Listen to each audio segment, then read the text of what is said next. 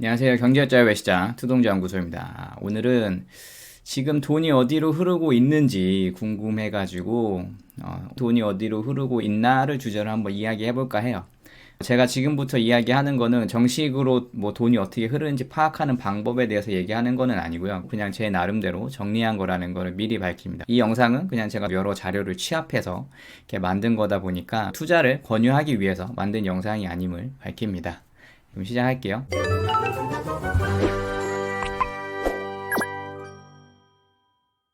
돈이 어디로 흐르고 있는지 파악하는 거는 상당히 중요하죠. 지금 경제 상황에 따라서 돈이 어떻게 움직이는지, 돈이 어디로 흐를지 알고 있으면은 그 길목에서 이렇게 서가지고 그 길목을 먼저 차지해서 돈을 벌 수가 있을 거 아니에요.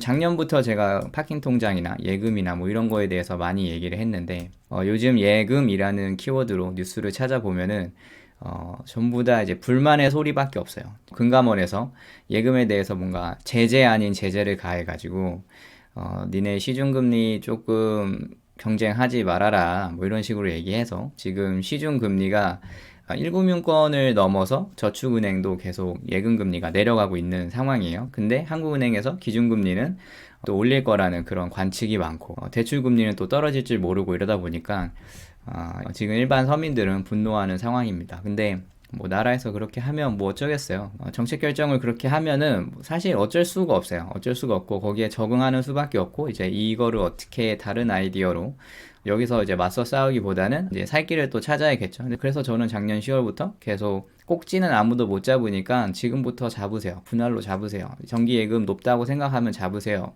막 이렇게 얘기를 했었죠. 근데 뭐 시간 지나봐. 뭐 이것도 후행에 대한 거고 뭐 제가 이런 얘기 해봤자 내 말이 맞지 하는 거밖에 안 되니까. 하지만 늘 역사는 반복됩니다. 꼭지는 누구도 잡을 수 없어요.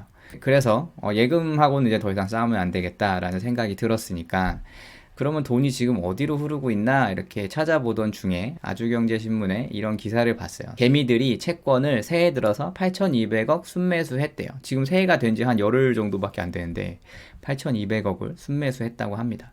그래서 기사를 대충 보면은 개인 투자자들이 증시에서 빠르게 이탈한다. 증시 주변 자금 규모도 빠르게 줄고 있다. 그 대신에 채권과 발행어음으로 돈이 이동하고 있다. 뭐 이런 기사예요. 그런 다음에 이렇게 쭉 숫자가 이렇게 쭉 나오는데 이게 표로 되어 있지 않으면은 이게 무슨 말인지 좀 읽기도 싫고 하죠. 그래서 제가 한번 표로 좀 정리를 해봤어요. 시장의 돈이 작년 한 해를 비롯해서 지금 돈이 어디로 이렇게 흐르고 있나 제가 얻을 수 있는 자료 한도 내에서 이렇게 살짝 정리를 해봤어요. 작년 1월에 광의통화는 3,653조였어요. 그러니까 시장에 흐르는 돈과 그러니까 유통이 되는 단기 자금과 뭐 한 2년 미만의 예금, 적금 이런 걸 합친 금액이 3,653조라는 거예요. 근데 22년 10월에 3,757조로 늘어요. 그러니까 작년에 한 해 동안 뭔가 증시가 박살이 나면서 사람들이 예금으로 자꾸 돈을 옮겼죠. 그 예금이나 적금 금리가 막 올라가다 보니까 그리고 덩달아서 파킹 통장 금리가 올라가다 보니까 거기 이렇게 돈을 옮겼을 거예요. 옮겼고 주식은 작년 1월 3일에 국내 시총이 1873조였어요. 그러니까 이거는 외국인 지분을 빼고서 제가 측정을 한 건데 1873조였는데 11월 말에 1655조였고 12월 말에 1511조로 줄어요. 그러니까 2022년 한 해 동안 주식은 362조가 증발이 됐어요. 예. 거의 일론 머스크급이죠. 증발이 된 게. 근데 반면에 채권은 22년 채권 순매수 토탈은 508조 2,400억 정도입니다. 그러니까 이 광의통화도 요만큼 120조 정도 늘었고 지금 채권도 500조 정도 늘었고 반면 주식은 360조 정도 빠졌고 그러니까 작년에는 채권으로 돈이 많이 이동한 걸 알 수 있어요. 그리고 그 국내 주식을 보면은 신용거래 융자가 있어요. 신용을 이용해서 돈을 빌려서 투자를 하는 거죠. 근데 작년 1월에는 이 신용거래 융자가 23조였는데 이번 연도 1월 9일은 15조였습니다. 15조 9천억. 그러니까 한 8조 정도, 8조 가량이 증발을 한 거죠. 증발을 했고 투자자 예탁금도 그러니까 증권회사에 있는 그 예탁 계좌에 있는 돈이 작년 말 대비해서 2조가 또 없어졌어요. 2조가 없어졌고 작년 동기간 대비해서 23조 4천억이 이탈한 거를 볼 수 있습니다. 그래서 이거를 쭉 흐름을 이렇게 쭉 보면은 주식이 좀 많이 빠져서 예금을 많이 했고 그리고 채권으로 많이 들어갔는데 12월 말까지 주식은 계속 빠지다가 지금 1월 9일 기준으로 국내 시총이 1569조예요. 이것도 외국인 뺀 거예요. 외국인 뺀 건데 한 50조 정도가 들어온 거죠. 58조 정도가 들어왔는데 이 기사를 보니 개인들은 증시에서 빠르게 이탈 중이래요. 빠르게 이탈 중이고 채권을 많이 샀대요. 채권을 많이 샀고 개인들의 신용거래 융자도 한 5천억 정도 빠진 거를 볼 수가 있어요. 그 대신 채권이 개인은 8천억을 이번 연도에 들어와서 매수를 한 거죠.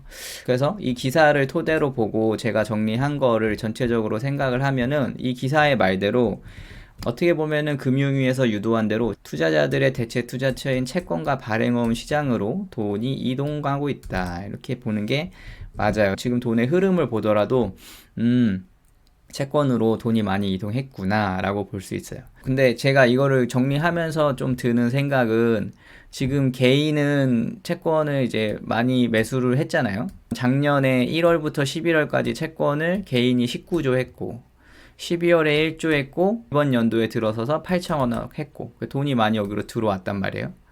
돈이 많이 들어왔고 신용거래 융자도 많이 빠졌고 투자자 예탁금도 많이 빠졌어요. 한 2조 정도 빠졌고 이렇게 많이 빠졌단 말이에요. 근데 국내 시총에는 58조가 들어왔단 말이에요. 58조. 그러면은 지금 상황은 그러니까 지금부터는 제 뇌피셜이지만 이게 지금 빈집털이가 아닌가? 이런 생각이 드는 거죠. 그래서 이거를 종합적으로 판단을 해서 어떻게 투자를 해야 되냐면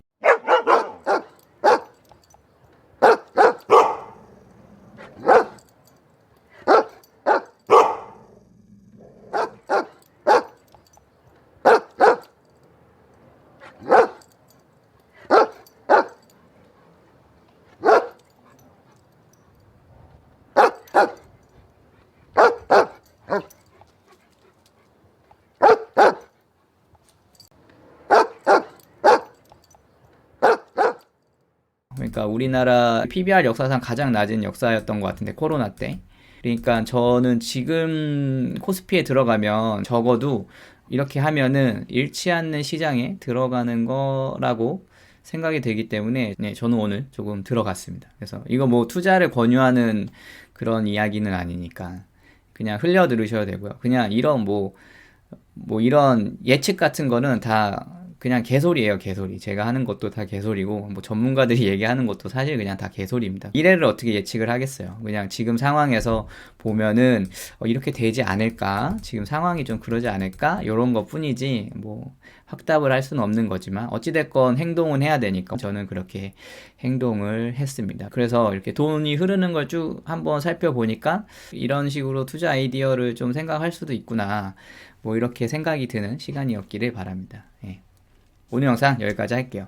영상이 도움이 되셨다면 좋아요, 구독하기, 알림 설정 부탁드리겠습니다. 감사합니다.